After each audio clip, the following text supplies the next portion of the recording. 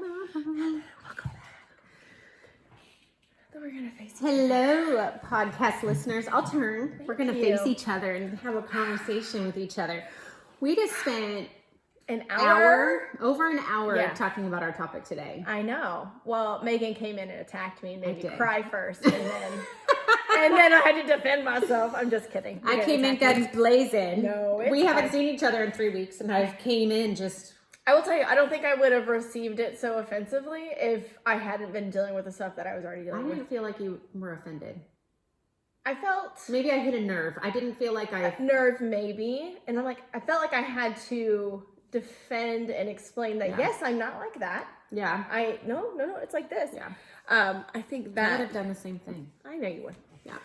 But anyways, Well, talking. so we know that many of you are working on goals, and I don't know if you're New Year's resolution people, but we know that in your ear is a lot of talk of achievement and goal-oriented type things. Like, prep your food, get fit, Yeah. get that new job. Yeah. Why haven't you started your goal? What did you do last year that you didn't make right. last Do year? you have your dream guide? Write in your dream guide. Have you put out your meal plan yet? Have you? Good Lord. And so I came in and told Sarah that I think we need to talk about contentment. Yes, it And wasn't so we had a- planned. I think I was shocked. I was like, what? Yeah. What? It was something that's been on my heart and something that I've been thinking about and what is influencing me. Who am I? What sparks joy? Marie Kondo. It's true though. And so we had to really flush out the word contentment, and I'm glad we did. But it's deep, and we're going to go there today. Yes. Hopefully. So what, I think I'll just kind of touch on our conversation before, because Megan walked in and she's like, I don't think you're content, Sarah.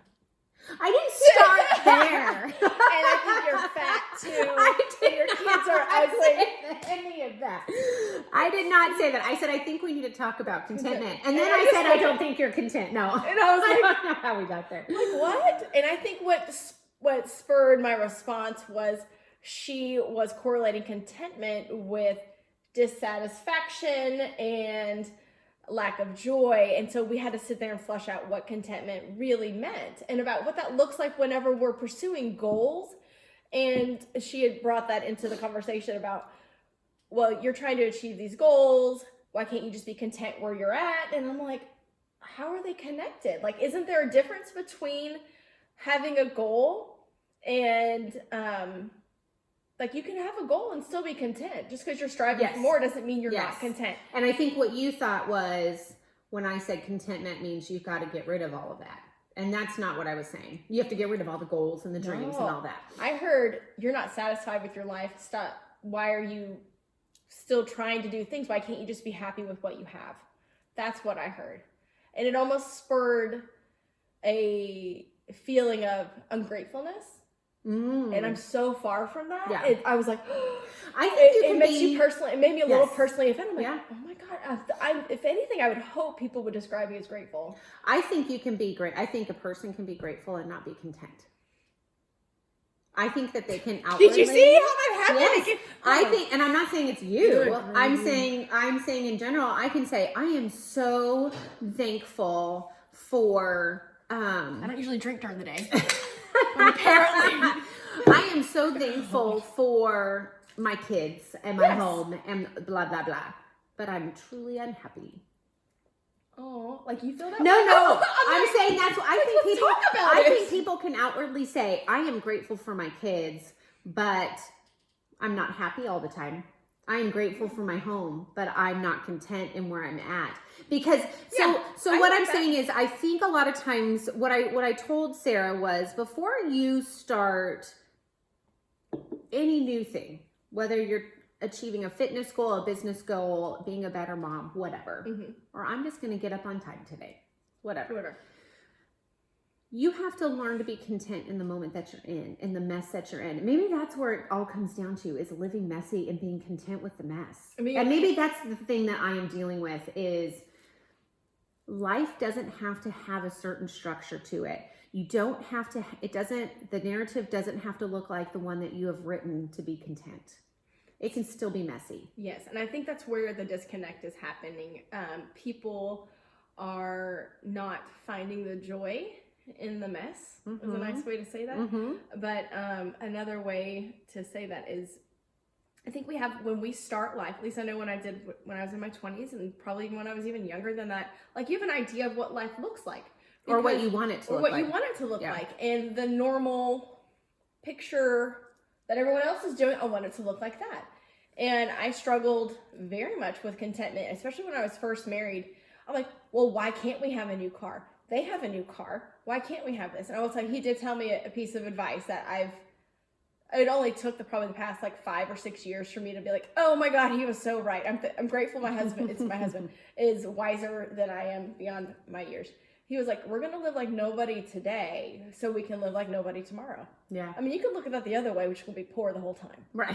That could be just like a whole level, but it's not. It was true though. Like we didn't have the new cars that everybody had. We didn't have all the things, and we're so grateful that we didn't, because we were able to do other things, bigger things later in our life. But my point is, in the beginning, like my life did not look the way that I wanted it to look at all. Even before we had Allie, we were in marriage counseling before, right? Because I thought it had to look like everybody else's. And he's like, no, it doesn't. You know, the beauty of two different people getting married is it's two different people. And then we had Allison, and the shit just hit the fan. Yeah. And it was just, my life has never looked the way that I've wanted it to look. And she was asking me about this, and I think I had to find peace and contentment. And that doesn't happen overnight. Like it took years of being pissed, years of being jealous, resentful, all of the things. Yeah. And we had a conversation because she had said, we'd had this conversation a little bit before we started recording, then it took her years to get to a place of being able to be content, because I did say that she does a really good job.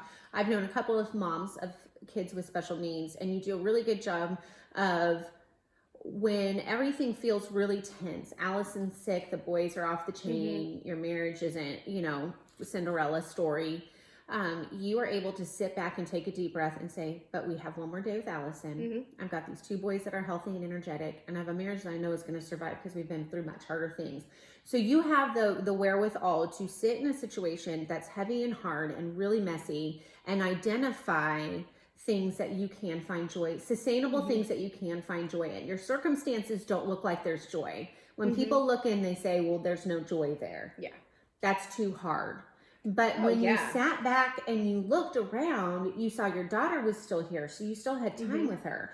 Like, it's a perspective shift. It's being able to sit in the mess and still find joy, and that joy is not attached to any circumstance or any other person or any worldly thing. No. I was telling her one of the things that I was thinking of when I was thinking of people making New Year's resolutions or goals, or we were talking a lot about this podcast, is we have really big dreams, both of us individually and for this space.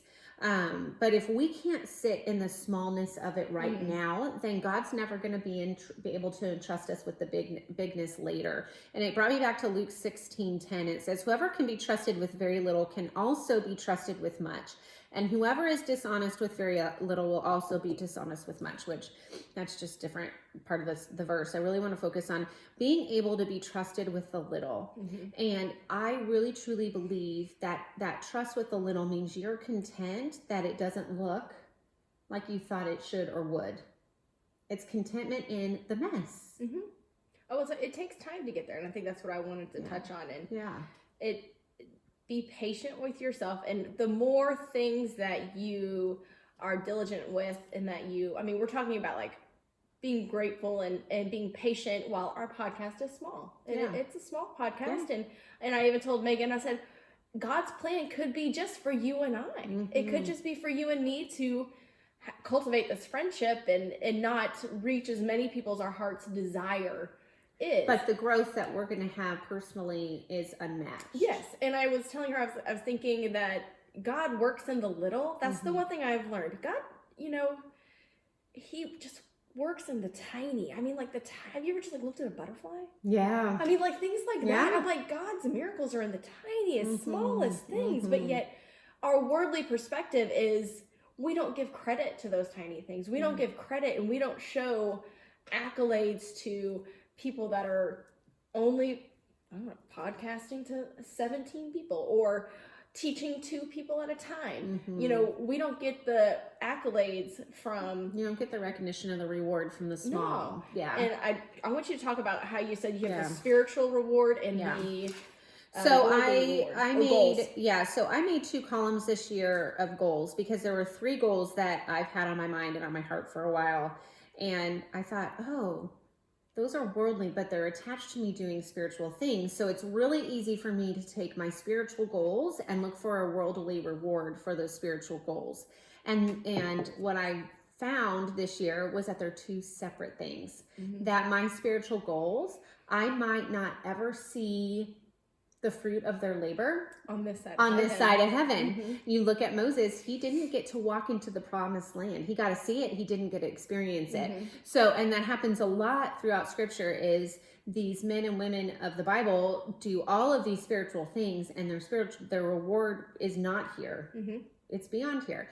And so I have spiritual goals and worldly goals, and they're 2 separate columns because I believe they're 2 separate things. Now, can I do spiritual things and get worldly rewards?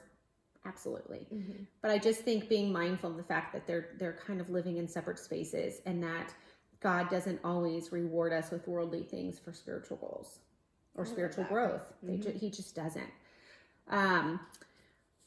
What else were we talking about?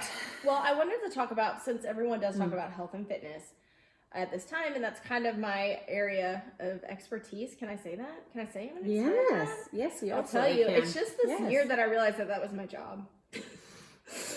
I've known Sarah for like 5 years. That's been her job the entire 5 years. So well, what's funny, and this is a little side antidote, but is that the right word? Antidote?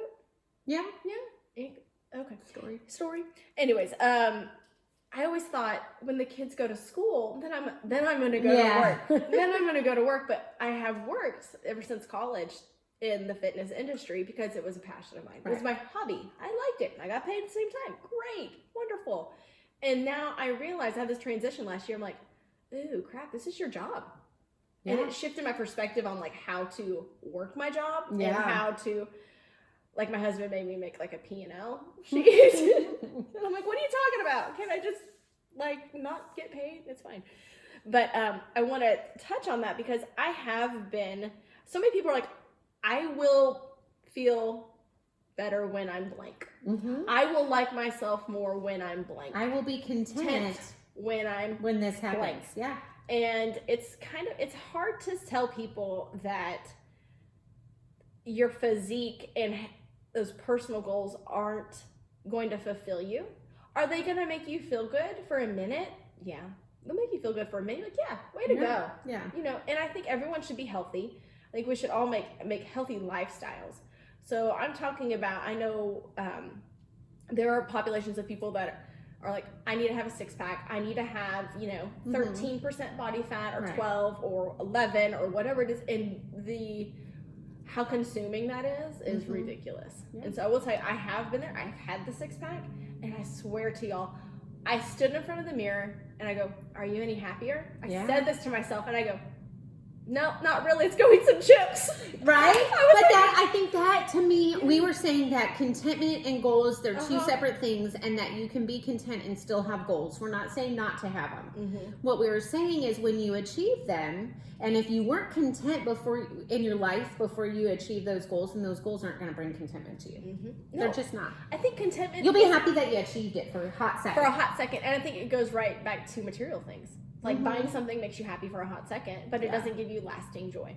And I hate to say that about goals and things like that, but it really is true because once you accomplish one goal, you're like, it just escalates to another. Yeah. So once we have 10,000 followers, we want 25. Yeah. Once you have 25, you want 50. Or once you've lost 20 pounds, now maybe I can lose 25. Or my goal was 10 and I want to lose 5 more. Yeah. Or once I've achieved that goal in business, or once my house looks a certain way. Mm-hmm. I mean, we can just go on, and it's being content with where your story is written right in that moment. Because at the end of the day, we're not given any other moment but right now. Mm-hmm. So you have wasted your life away if you haven't been able to sit in this moment and found and been content, even in the hard, crappy, messy parts, we have to learn to be content right there. And not content with, okay, I'm going to accept this as my life and woe is me. That's not what we're saying either. But it's this contentment of, this is my life and it's okay. Confidence in Christ. I have hope of the future. I was telling Sarah, it's like that saying, not every day is good, but there's goodness in every day. It's being mindful. I think when we were talking, it was a lot of conversation of being mindful, being internal, letting go of self. We talked a lot about that. A lot of you, if you follow me on social media, know that my whole family got wiped out by the stomach virus. And I was telling Sarah on Christmas Eve, my husband was out. And I could have really been selfish that day and been angry and disappointed because the expectations of what I thought Christmas should look like, it didn't look that way. My husband was in bed. And we had to cancel all our friends coming over. Y'all were supposed to come over. And it ended up being a really boring day. Nothing. Was it though? But it wasn't. Yeah. That's the thing. Because I chose to not be resentful about it. I chose to be content in the moment.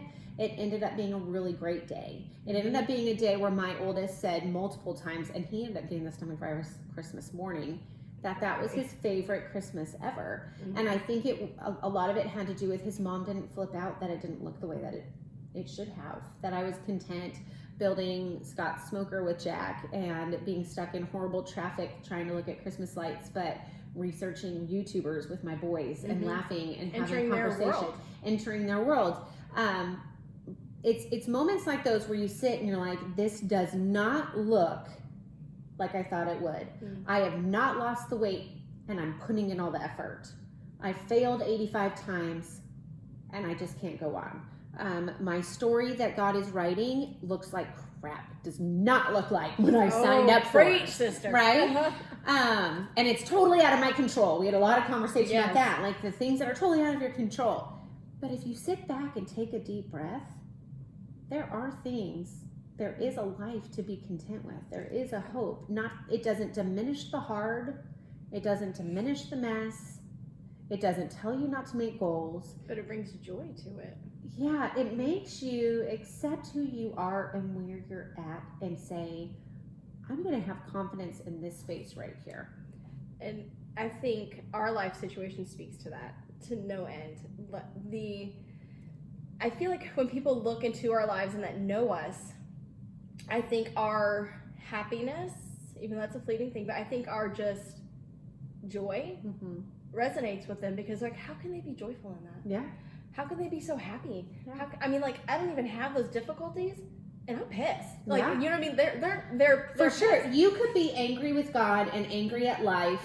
You could drink every night, and that would be completely acceptable because of your life circumstance. Yes. Oh, there's a lot of things that would be acceptable because of our life circumstance, and I think that's why I think people resonate and people draw to me because they're like, she knows something.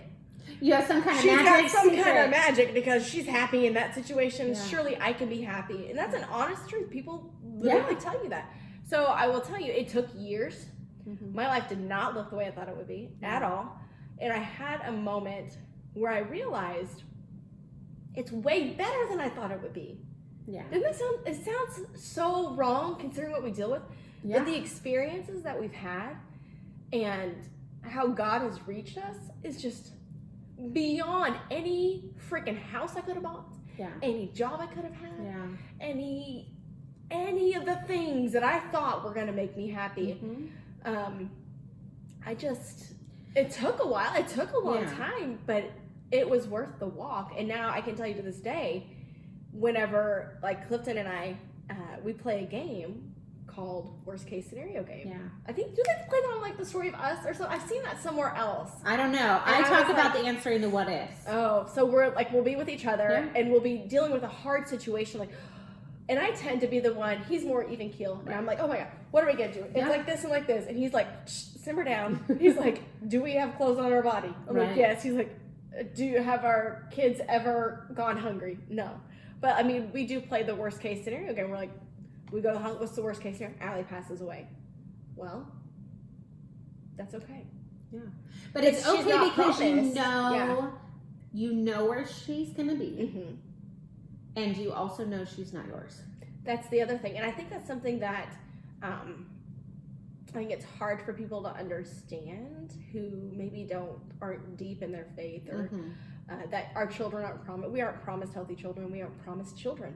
Yeah. We aren't promised our own personal health. We aren't promised wealth. We aren't promised any of these things. We aren't promised hands and feet to be able to build things on independent. None of it is promised. And I think it goes back to what we've talked about. I've been practicing living open-handedly. And what that does is you relax. Yeah. You relax a lot more, and you're able to see the things that are coming in and out of your life and see almost from a 10,000 foot perspective of, wow, how great was that? Yeah. That was cool. That was neat. You know what I mean? Or we learned a lot from that. You see everything as a gift rather than an entitlement. Oh, everything is a gift. Like I was telling Megan, I'm like, we lost like everything. Like we had, I mean, not everything. I didn't lose my health. Yeah. My lost my husband's health, like to the extent of like with severe depression and anger and all the things. I mean, that was like years, you know, but we lost a child essentially. Yeah. And then we had more children and lost children, you know, lost pregnancies. And so it's just looking back, I think if someone were to say, what would you do if she passed away or if it was a hard moment? I always think to myself, well, it went by too fast. And what does I always say? I go, it went by too fast and she wasn't here long enough. Yeah. That's what I like on the hard days. And you're not diminishing that it's going to suck and it's going to be gut-wrenching. It's going to hurt when it happens, but you have an eternal perspective. And that shifts. Yes, we talked about that. That shifts your focus and it gives you content. You are able to be content in the moment. And I don't know what I was going to say, but I think that we, thanks. I think that we, what was I say? Let me go back. You talked a little bit about contentment in the process, but I think you talked a lot about contentment even if it doesn't happen. So it's being, I know what I was going to say before we go into that. I was going to say, I just lost it again. I saw it away. Okay, I'll talk about this. So being content in the process, but content even if it doesn't happen. I got it again. It came back again. Contentment even if it doesn't happen. So your story didn't look like it did. And you could have easily sat in the mess of it all and the negativity. Justified. Yeah, you could have sat in the negativity of it all and been totally justified. And everyone's like, it's okay to be angry with God. And it is. And it's okay to be mad and sad and feel your feelings. And we're all about feelings right now, right? And that's good. That's self-care. But at the same time, look at what you would have missed had you allowed yourself to live in a discontent state.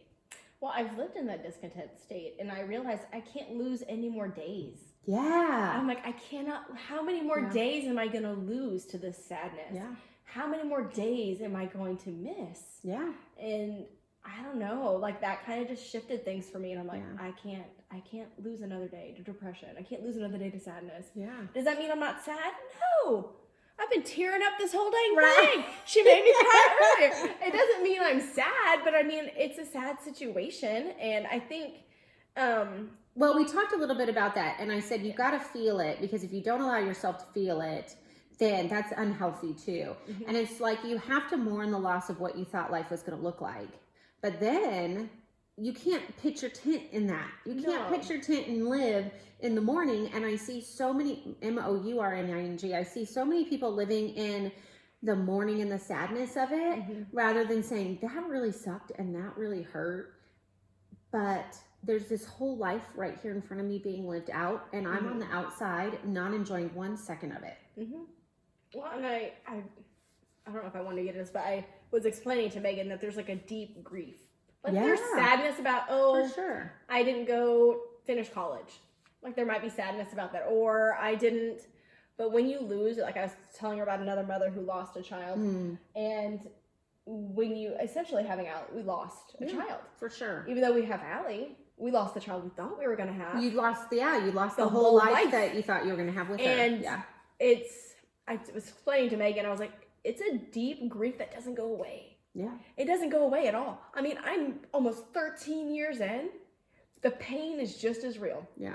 The problem is, the difference is, I don't camp out there. Yeah. Like I don't stay there. It's still underlying. Yeah, it's Right. always there. And if I want to, I could go and take like a whole mental escape and just Yeah. think all those things. And this, I remember I wrote something years ago that was like, it's like a box that I have that I put all the little sad things in. Sometimes I have to visit it because like it gets too full. Yeah. And I have to kind of flush that out. Yeah.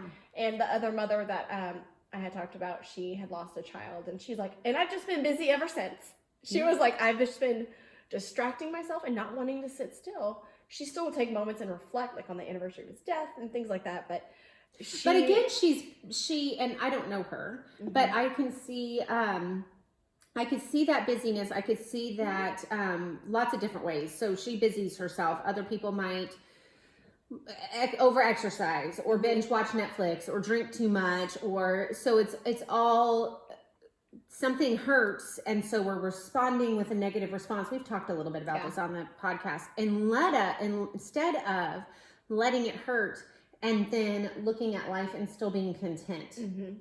Being content in that pain, because the pain's never going to go away. And you know, I was thinking as you were talking about a special needs kid, I was thinking, you know, so many of us, it could be a lost dream. It could be a lost child.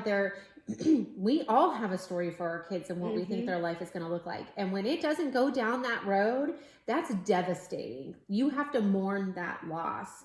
It doesn't mean that you can't be content though in your life. Absolutely. Yeah. And I think I was telling her it's a process. So if you're in that process, I do want to encourage you that it can get better, and it will get better. And sometimes it does just take time. It's a conscious choice. It's deciding. It's deciding not to lose any more days to the sadness. Yes. I don't want to lose another day to this. When we went through our whole Christmas debacle with the stomach virus, I thought old Megan probably would have been really upset that my expectations weren't met. And that's such a bogus story, but I think a lot of times our stories aren't that intense. Our disappointment isn't this like catastrophic thing. It's the little things, right? The ticky-tack things in life. Absolutely. So the old Megan, when they were little, you want to bring magic to your kids. And you think Christmas is this magical time and you have to do all the things.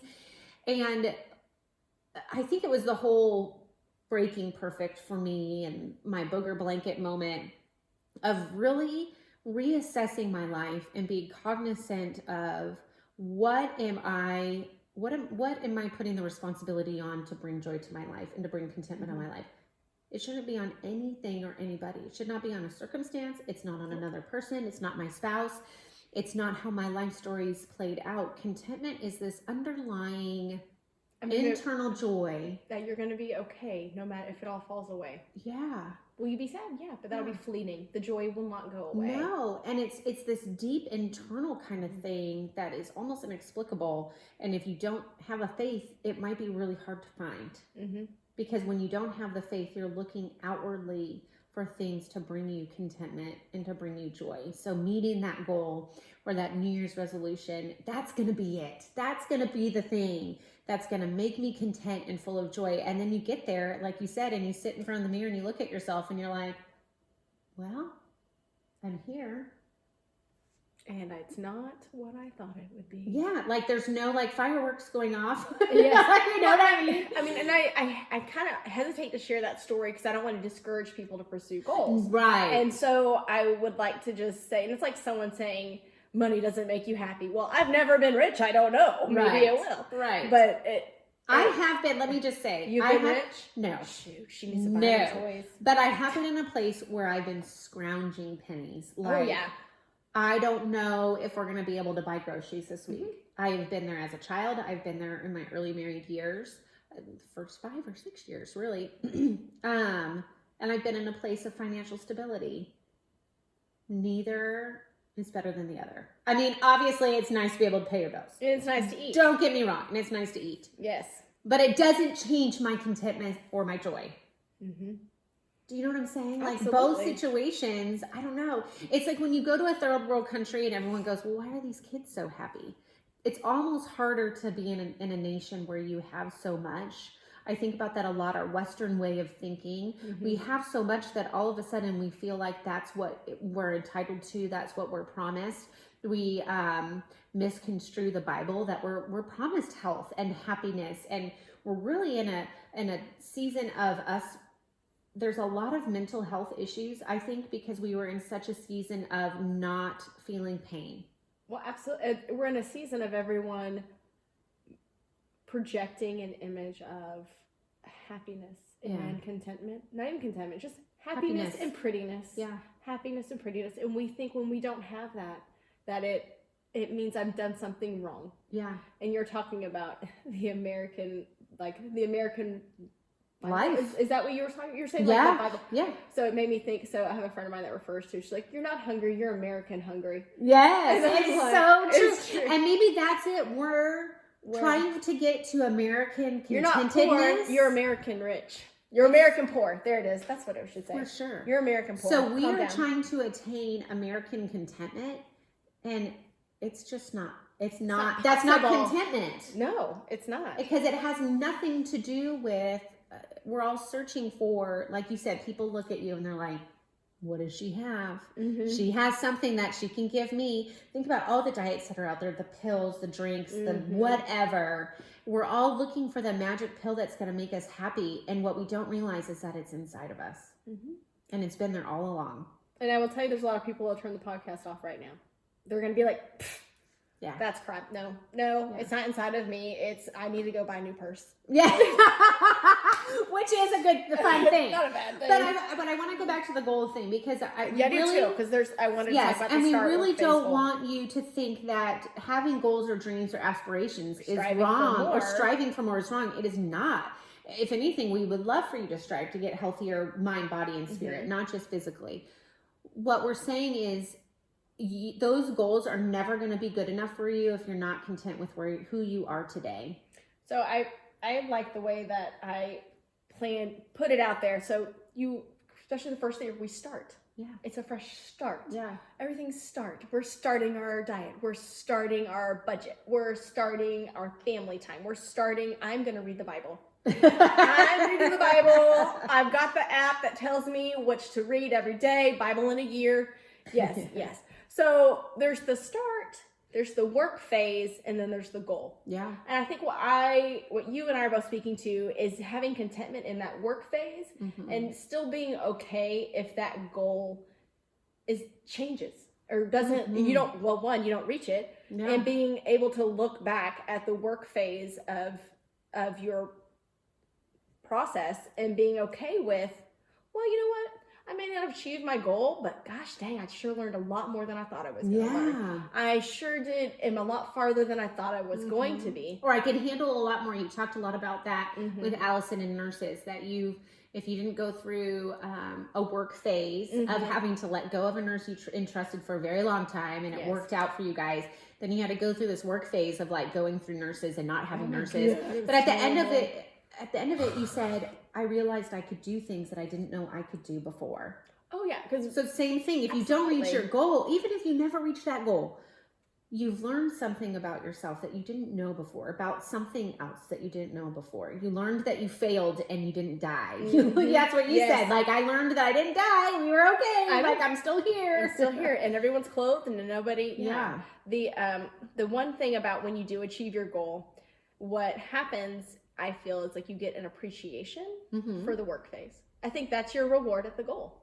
I agree. And I also think if you have a contented spirit throughout, when you achieve that goal, you appreciate it a lot more than it just being something that you achieved. Does that make sense? So you're content with, okay, today, like a lot of people, okay, I'm going to go run a 5K. Well, they've never run before.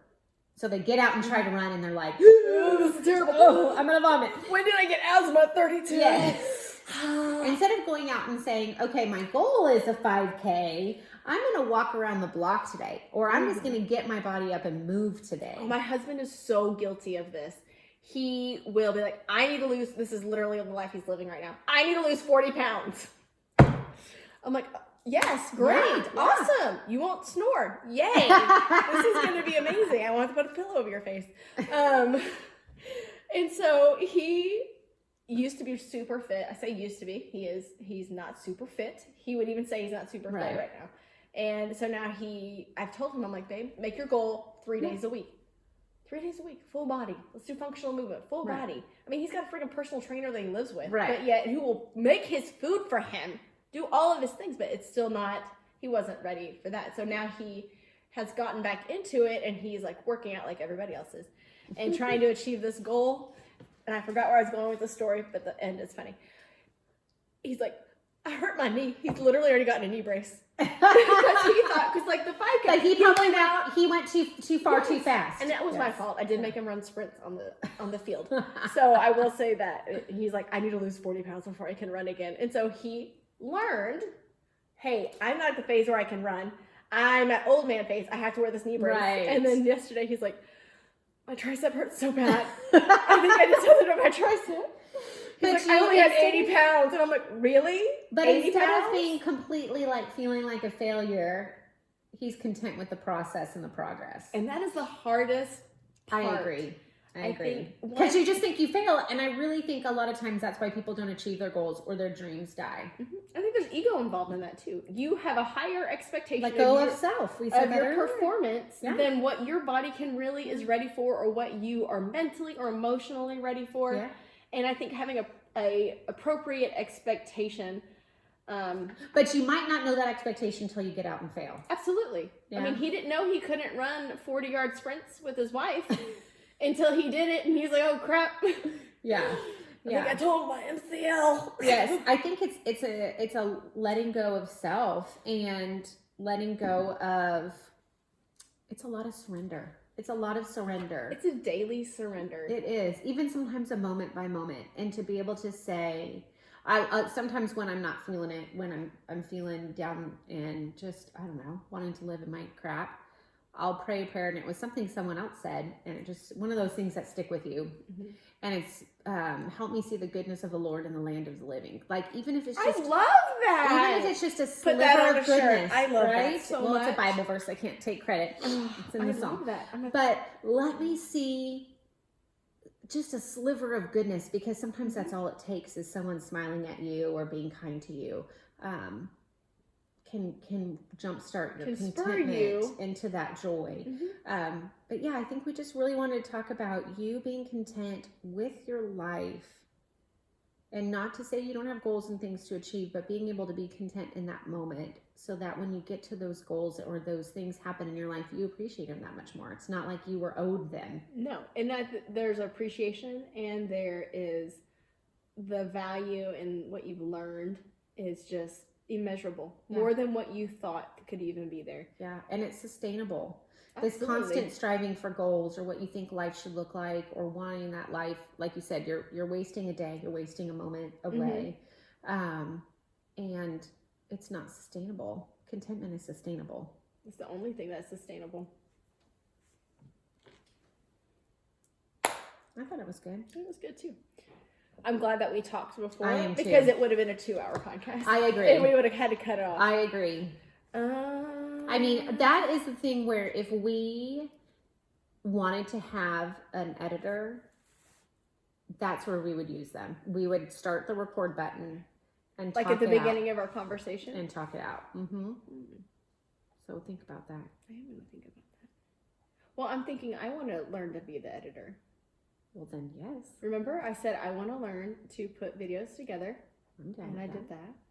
Now I want to learn to edit our stuff, and I want there to be like a background of just, well, maybe not music. I don't know. No, because that's no. I think there's a time and a place to have background music, and there's a time and a place yes. not to. Not when we're having a conversation. It doesn't require But background. like bring it storytelling. in, but bring it in at the end. Yeah. So you know that we're wrapping up. It doesn't just end, but there's music that comes in at, like a pastor ends his message. There's always They music. start strumming. Yeah. They're playing the keyboard. Ooh, this is loading faster than I thought. Oh no. We're still recording too. I know we are. I think we're all talked out though. That was 2 hours of talking. And it was like intense talking. It was. She made me cry a couple times. It's fine. It's all her It's fault. all right. You'll make me cry another time. You I'm know? trying to Take find something to turns. make her cry. I'm gonna come up with Take turns. something. I'm usually pretty teary. Are you really? I've never seen you cry ever. Yeah. Are you No, sure? I feel like you're very stoic. You tell me that you cry. I am not stoic. I feel like you're stoic. I am highly emotional. I have I wish never you could have known described me it. as a teenager. I was a hot mess.